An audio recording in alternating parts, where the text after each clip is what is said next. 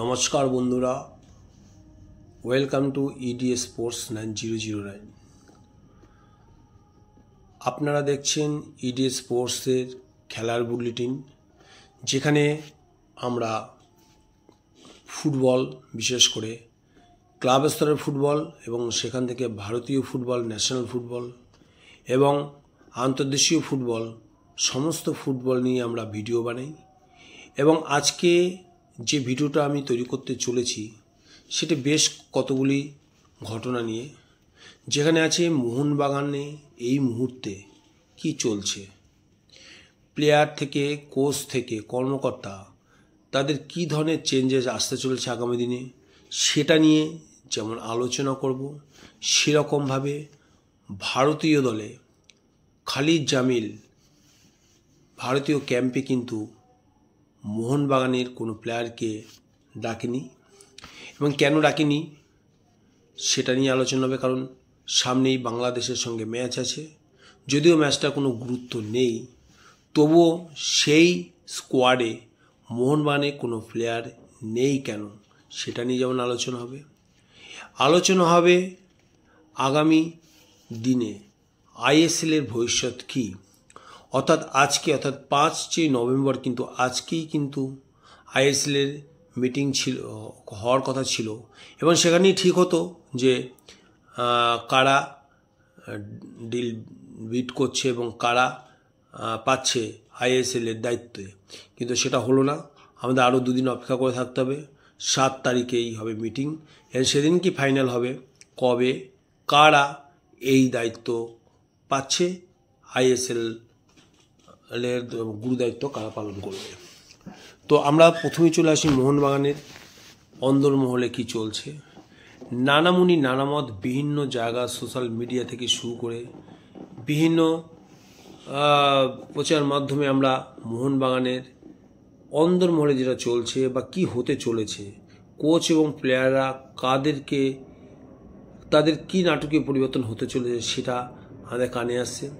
সব কিছু বিচার বিশ্লেষণ করে যেটা আমাদের মনে হলো, তাতে মনে হচ্ছে যে মোহনবাগানের কোচ হয়তো পাল্টে যাবে। তবুও গোয়েঙ্কার সাথে যেহেতু হোসে মলিনার একটা ভালো সম্পর্ক আছে, তাই তার সঙ্গে মিটিংয়ের পর ফাইনাল হয়ে যাবে যে আদৌ কোচ থাকছে কি থাকছে না। তো যতদূর শোনা যাচ্ছে বিভিন্ন ফ্যান্স ক্লাব থেকে শুরু করে বিভিন্ন মাধ্যম থেকে, তাতে হোসে মলিনাই নাকি থাকতে চাইছে না। ক্লাব তো তাদের সঙ্গে, ক্লাবের সঙ্গেও কিন্তু মনোমালিন্য চরম পর্যায়ে পৌঁছেছে, অর্থাৎ মলিনার কথাবার্তা কিন্তু মোহনবাগান ম্যানেজমেন্ট একদমই সন্তুষ্ট নয়। এবং যেহেতু একটা সুতোয় বেঁধে আছে, সঞ্জীব গোয়েঙ্কা অনেক রিকোয়েস্ট করে তার অবসর ভাঙিয়ে মলিনাকে মোহনবাগানে কোচ করেছে। সুতরাং মলিনার সাথে শেষ এক মিটিংয়ের পর এটা পরিষ্কার হবে যে হোসে মলিনা মোহনবাগানে কোচ থাকছে কি থাকছে না। যা সূত্র মারফত জানা যাচ্ছে তাতে কিন্তু মোটামুটি হোসে মলিনার বিকল্প খুঁজতে শুরু করে দিয়েছে মোহনবাগান, এবং সেই বিকল্পের তালিকায় অনেক কোচেরই নাম আছে। তার মধ্যে সর্বাধিক যে নামটা শোনা যাচ্ছে, যার পাল্লা ভারী, সে হচ্ছে সার্জিও লোবেরোর চান্সটা কিন্তু অনেকটাই বেশি। তবে সার্জিও লোবেরো নাকি মোহনবাগানকে কতগুলো শর্ত দিয়েছে, যে শর্তগুলো যদি মোহনবাগান মানে তবেই লোবেরো হয়তো মোহনবাগানের কোচিং দায়িত্ব নেবে। এছাড়া মোহনবাগানের নজরে আছে মোহনবাগানের প্রাক্তন সফল কোচ, বয়সের ভারে এখন হয়তো একটু স্লো হয়ে গেছেন, তবু তারই কোচিংয়ে কিন্তু inter Kashi I league champion হয়েছে। সুতরাং হাওয়াসের উপরেও কিন্তু মোহনবাগানের নজর আছে। এছাড়া আর কোনো কোচের নাম আমি এই মুহূর্তে বলবো না, এই দুজনেই কিন্তু মোটামুটি এখন নজর আছে। এছাড়া মুম্বাই সিটি এফসির প্রাক্তন এক কোচের দিকেও নজর আছে। তো সময় বলে দেবে যে মোহনবাগানের কোচ অ্যাকচুয়ালি কে হতে চলছে। তবে যেটা বোঝা যাচ্ছে তাতে লোবেরোর এই শর্তগুলো যদি মোহনবাগান মেনে নেয়, তাহলে তো লোবেরোই মোহনবাগানের পরবর্তী কোচ হতে চলেছে। তবে যে কোচ, আমি কোচের কথা যদি বলি, তাহলে যে কোচ মোহনবাগানের দায়িত্ব নেওয়ার পর ম্যানেজমেন্টের তৈরি করে দেওয়া প্লেয়ারদের নিয়েই ISL, league shield, ISL champion দুটোই একই বছরে একটা অনন্য কৃতিত্ব মোহনবাগানে এনে দিয়েছে। তারপরে ডুরান্ডের ফাইনাল খেলেছে গত বছর, এবং এবছরে একটা টুর্নামেন্টে ব্যর্থ হয়েছে, তার মানে সে ফেডারেশন কাপে ব্যর্থ হয়েছে। এবং তারপরেই আইএফএ শিল্ডস, সেই ঐতিহ্যময় মোহনবাগানের লাকি আইএফএ শিল্ড কিন্তু মোহনবাগানকে চ্যাম্পিয়ন করেছে হোসে মলিনাই। কিন্তু আনফর্চুনেটলি ডেম্পো ম্যাচটা এমনই একটা ঘটনা ঘটে গেল, যেটা সুপার কাপে যে ম্যাচটাতে মলিনা সত্যি কিন্তু ফার্স্ট 11 গন্ডগোল করে ফেলেছে, অর্থাৎ একটু হালকা করে নিয়েছিল ডেম্পোকে, যে কারণে ওই ম্যাচে না জিততে পারায় কিন্তু ইস্টবেঙ্গলের সুবিধা হয়ে যায়। এবং ধুরন্ধর কোচ অস্কার কিন্তু পুরো ডিফেন্সিভ খেলে মোহনবাগানকে রুখে দেয়, এবং যে কারণে মোহনবাগান কিন্তু সুপার কাপ থেকে ছিটকে যায়। এই ব্যাপারটা মোহনবাগানের সমর্থক থেকে শুরু করে মোহনবাগান ম্যানেজমেন্টও কিন্তু বিষয়টা নিয়ে খুব একটা হইচই করছিল না। কিন্তু বিভিন্ন মিডিয়া সামনে বা সাংবাদিকদের প্রশ্নের উত্তরে হোসে মলিনা একটু যে অ্যান্সারগুলো দিয়েছিল সেটা ম্যানেজমেন্টের বিপক্ষেই চলে গেছিল। এবং তিনি যে কথা বলেছেন যে এই টিম আমার নিজের হাতে তৈরি করা নয়, ম্যানেজমেন্টের দেওয়ার টিম, সো ম্যানেজমেন্ট টিম তৈরি করার ব্যাপারে তার কোনো হাত নেই। সুতরাং টিম যে খারাপ পারফরমেন্স করেছে তার দায় তার নয়। এই ধরনের কথা শোনার পর মোহনবাগান ম্যানেজমেন্ট কিন্তু আদতেই হোসে মলিনার উপরে চটেছে বা তার সাথে কিন্তু সম্পর্ক খারাপ হতে শুরু করেছে। এখান দিয়ে কোচে চেঞ্জের ব্যাপারটা চলে এসছে। তো কোচ চেঞ্জের ব্যাপারটা তো নিয়ে আলোচনা করলাম, পাশাপাশি আমরা আলোচনা করব আরও চেঞ্জের কথা, যেটা নিয়ে সমর্থকদের দাবি যে সমস্ত অজি তারকা আছে মোহনবাগানে তাদেরকে পুরো ছেড়ে ফেলে দেওয়া হোক। এটা হচ্ছে অনেক সমর্থকদেরই দাবি।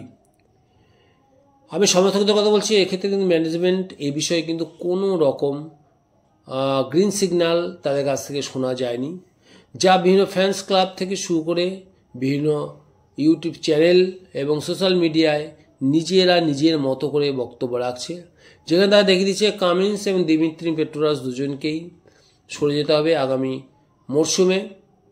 এবং রবসন রবিনো স্থূল হয়ে এসছে, দিমিত্রি পেট্রোরাস স্থূল হয়ে এসছে, তাদেরকেও কিন্তু মোহনবাগান ক্লাব ছাড়তে হবে বা ছেড়ে দেবে, এই ধরনের কিন্তু রিমোট বেরোচ্ছে। তবে আমি আপনাদের বলে রাখি যে এই মুহূর্তে মোহনবাগানের প্লেয়ার ছাড়ার কোনো প্রশ্ন নেই। একান্তই যদি একজন প্লেয়ারকে ছাড়তে হয়, সেটা হয়তো, আমি এই কথা বলছি হয়তো, আমার না হওয়ার চান্সই বেশি, কোনো প্লেয়ারকে কিন্তু মোহনবাগান ম্যানেজমেন্ট এই মুহূর্তে ছাড়ার পক্ষপাতী নয়। কারণ মোহনবাগানের ম্যানেজমেন্টের কিন্তু স্মরণে আছে এই টিম নিয়েই কিন্তু মোহনবাগান গোয়া, মুম্বাই সিটি এফসি এদের বিরুদ্ধে লড়ে কিন্তু আইএসএল লিগ শিল্ড জয় করেছে।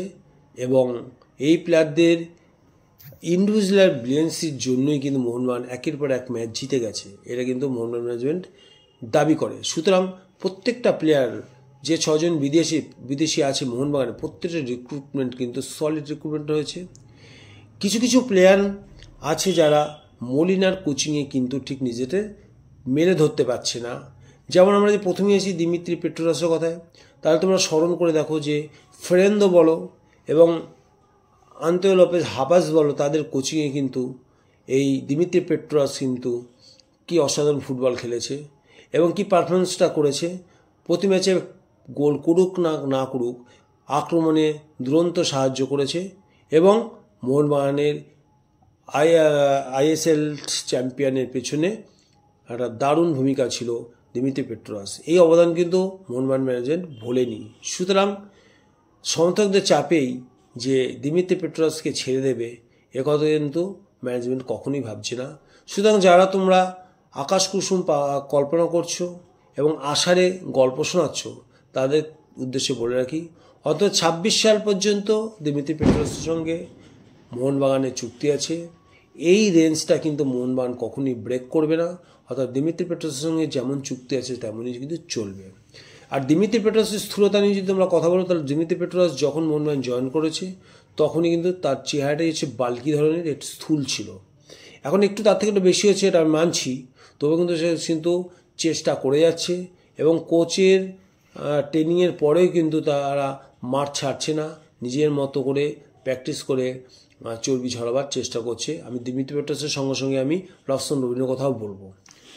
তো দিমিত্রি পেট্রাসের ব্যাপারটা তারা নিশ্চিতভাবে বুঝতে পারলে যে ম্যানেজমেন্টের অতি প্রিয় পাত্র। এছাড়া মোহনবাগানের একটা বিশাল সমর্থকদের একটা বিশাল অংশ দিমিত্রি পেট্রাসকে ভগবান বলে মনে করে। সুতরাং তাদেরকে যারা মোহনবাগানে দেখতে চাও না ভাই, তাদের কিন্তু ভাই মন খারাপ হওয়ারই কথা।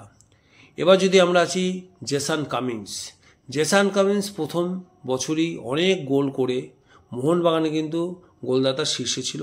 আর গত বছর নতুন ভূমিকায় মলিনা নতুন ভূমিকায় কিন্তু অনবদ্য ফুটবল খেলেছে এবং তার সাথে জেমি ম্যাকলারেন কিন্তু দারুণ একটা কম্বিনেশন গড়ে তুলে উঠেছিল। সুতরাং এই প্লেয়ারটিকে মোহনবাগান ছাড়বে কি ছাড়বে না, এটা নিয়ে কিন্তু মোহনবাগান ম্যানেজমেন্টে দ্বিধায় আছে।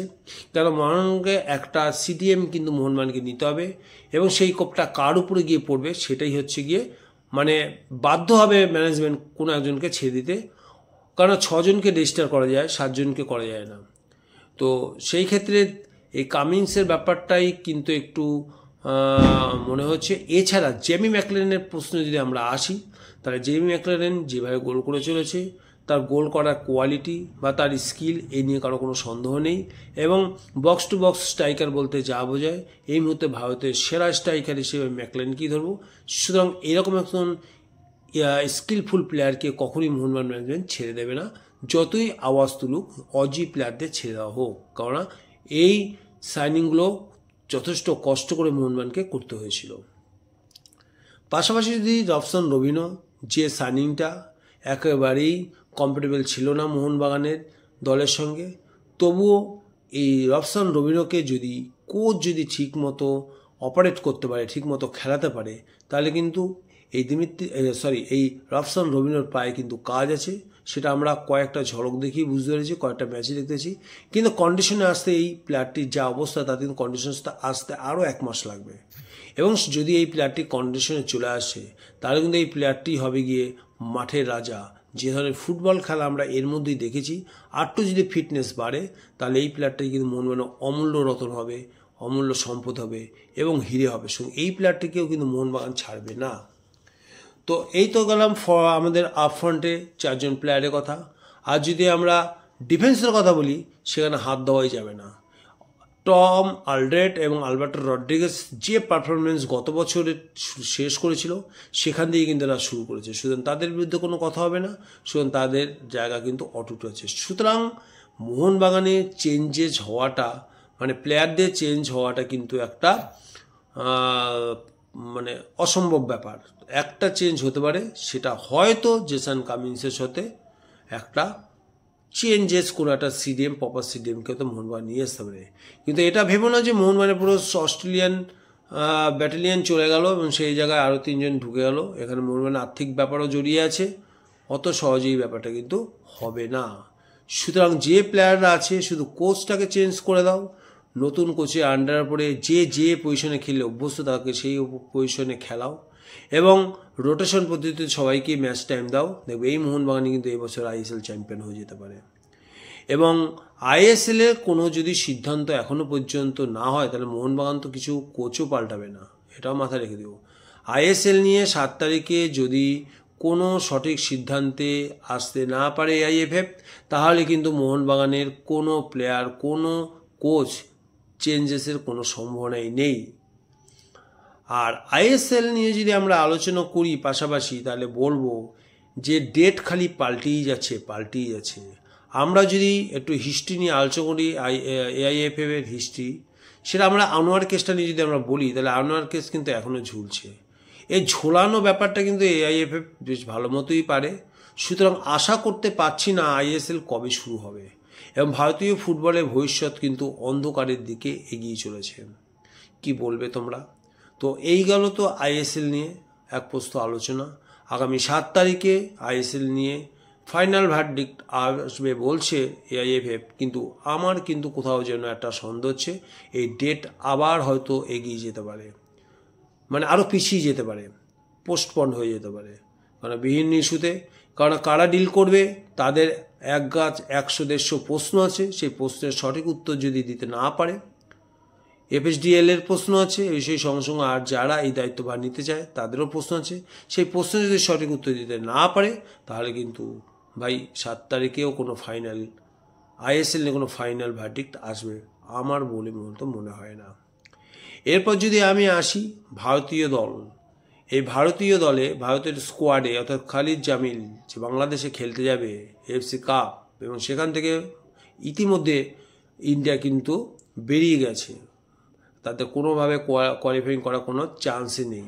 তবুও এই ম্যাচটা কিন্তু যথেষ্ট তাৎপর্যপূর্ণ, কারণ বাংলাদেশের সাথে ম্যাচ প্রেস্টিজ ইস্যু 1 নম্বর। 2 নম্বর খালিদ জামিলও এই ম্যাচ থেকে দেখে নিতে চান তার প্রথম একাদশ কী হতে পারে, এবং সেদিক দিয়ে বিচার করলে খালিদ জামিল যে দল করেছেন তাতে আনোয়ার আলী থেকে শুরু করে, জিঙ্গান থেকে শুরু করে, লাল থেকে শুরু করে, তারপরে মহেশ থেকে শুরু করে সমস্ত প্লেয়ারই কিন্তু ডাক পেয়েছে তার স্কোয়াডে, বাট মোহনবাগানে কোনো প্লেয়ার কিন্তু স্কোয়াডে ডাক পায়নি। তার কারণ হচ্ছে খালিদ জামিল 6 তারিখই সব প্লেয়ারকে কিন্তু ক্যাম্পে যোগ দেওয়ার জন্য বলেছিল, কিন্তু এই ক্ষেত্রে মোহনবাগান কিন্তু রাজি হয়নি। তাদের মত যেহেতু ফিফার নতুন উইন্ডো শুরু হচ্ছে 10 তারিখের পর থেকে, 10 তারিখের পরে তারা প্লেয়ার যাকে খুশি প্লেয়ার নিয়ে নিক, কোনো আপত্তি নেই, কিন্তু 10 তারিখের আগে তারা কিন্তু কোনো প্লেয়ার স্কোয়াডে ছাড়বে না। যে কারণে খালিদ জামিল কিন্তু মোহনবাগানের কোনো প্লেয়ারকে এই দলে রাখেনি, এটাই হচ্ছে মেন কারণ। এখন প্রশ্ন হচ্ছে মোহনবাগানের তো সামনে কোনো খেলা নেই, মোহনবাগানের তো আবার কবে খেলা হবে কোনো ঠিক নেই, সুতরাং তো মোহনবাগান 4 দিন আগে তো প্লেয়ার ছাড়তেই পারতো, কেন ছাড়লো না সেটা আমারও প্রশ্ন, আমিও তার উত্তর জানি না। যদি তোমাদের জানা থাকে তাহলে তোমরা কমেন্টস করতে পারো। তো এই ছিল আমার আজকের ভিডিও। তো ভিডিওটা তোমাদের কেমন লাগলো, যদি ভালো লাগে তাহলে লাইক এবং শেয়ার করতে একদম ভুলবে না। আর যারা এখনও পর্যন্ত এই চ্যানেলটিকে সাবস্ক্রাইব করোনি, কেন ওয়েট করছো, সাবস্ক্রাইব করে নাও নতুন ভিডিও আপলোড পাওয়ার জন্য। আর এই ভিডিও দেখার জন্য তোমাদের অসংখ্য ধন্যবাদ। আবার দেখা হবে নতুন কোনো ভিডিওতে। বাই।